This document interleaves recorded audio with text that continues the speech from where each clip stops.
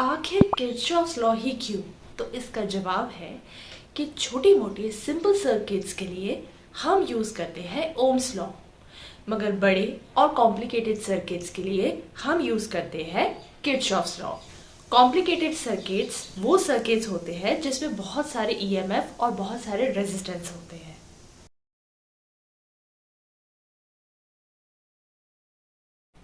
Kirchhoff के to laws हैं।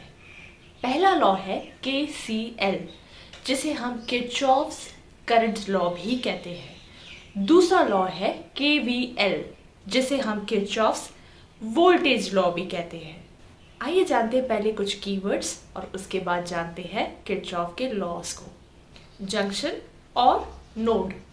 अगर किसी भी इलेक्ट्रिकल सर्किट में एक पॉइंट पे दो या दो से ज्यादा वायर्स या कह लो कंडक्टर्स अगर मीट करते हैं तो उस कॉमन पॉइंट को हम क्या कहते हैं? जंक्शन और नोड। मतलब एक कॉमन पॉइंट जहां पे दो या दो से ज्यादा वायर्स मीट हो।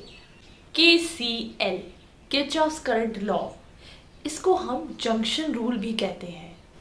ये स्टेट करता है in a closed electrical circuit the algebraic sum of various currents meeting at a junction is always 0। मान लो एक इलेक्ट्रिकल सर्किट है जिसमें एक जंक्शन है जिसमें बहुत सारी वायर्स मीट हो रही है। अब ये वायर्स में से कुछ ना कुछ करंट फ्लो होगा, तो ये लॉ के अकॉर्डिंग वो सारे करंट का एल्जेब्रिक सम क्या होता है?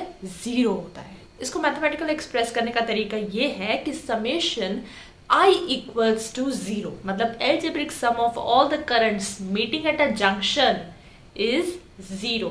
अब सपोज एक जंक्शन है और इसमें 5 वायर्स मीट हो रही है जिनके रेस्पेक्टिव करंट्स है कुछ I1, I2, I3, I4 and I5। तो इस लॉ के अकॉर्डिंग इन पांचों का एल्जेब्रिक सम क्या होगा? 0। देयरफॉर हम क्या लिख सकते हैं? I1 plus I2 plus I3 plus I4 plus I5 equals to 0। मतलब इसको हम इन ऑल लिख सकते हैं ना, समेशन I इक्वल्स टू 0। ये मैथमेटिकल कंडीशन वेरीफाई हो रही है। अब बात करते हैं साइन कन्वेंशंस की। जी हाँ, इसमें भी साइन कन्वेंशंस होते हैं और तभी ये लॉ ओबे होता है।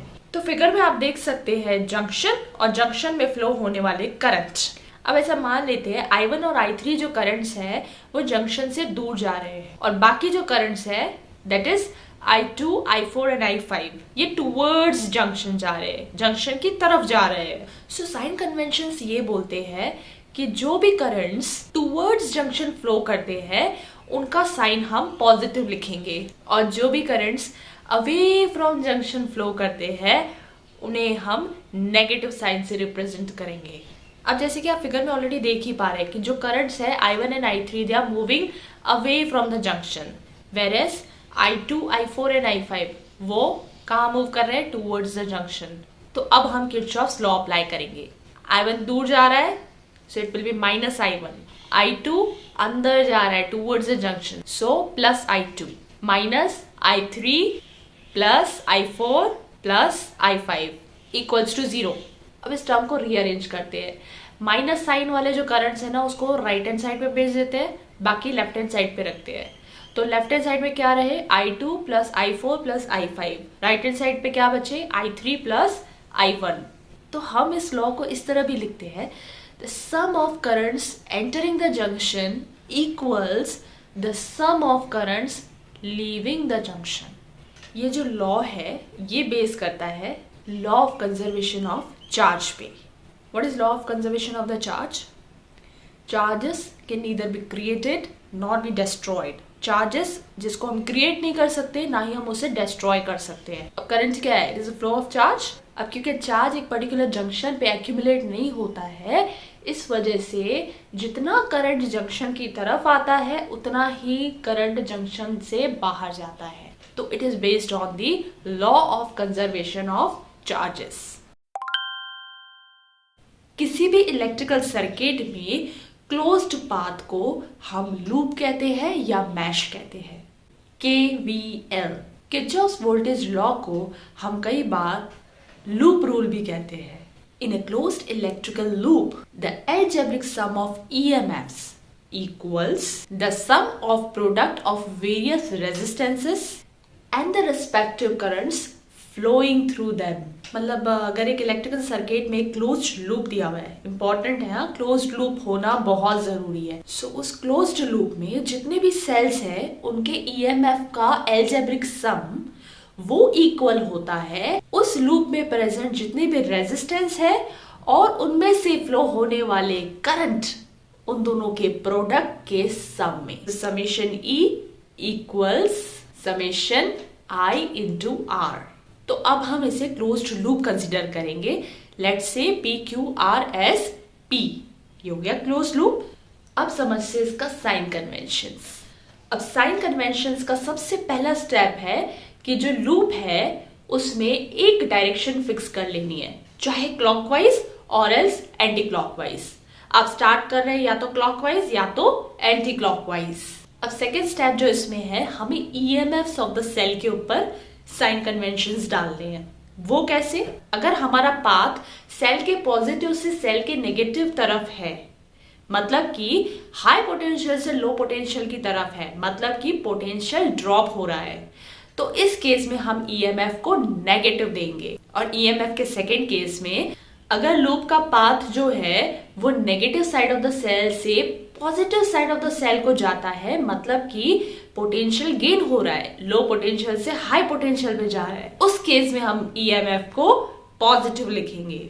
अब थर्ड स्टेप है कि हम साइन कन्वेंशन को डिसाइड करेंगे रेजिस्टेंस के केस में. अब आप लूप में देख सकते हैं कि रेजिस्टेंस भी है और उसके थ्रू फ्लो होने वाले रिस्पेक्टिव करंट्स भी मौजूद है.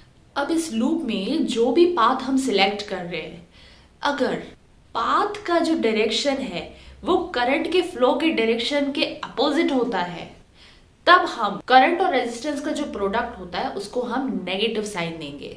और अगर जो पाथ हमने सिलेक्ट किया है उसका direction of flow of current के सेम है, तब हम IR के प्रोडक्ट को पॉजिटिव साइन देंगे.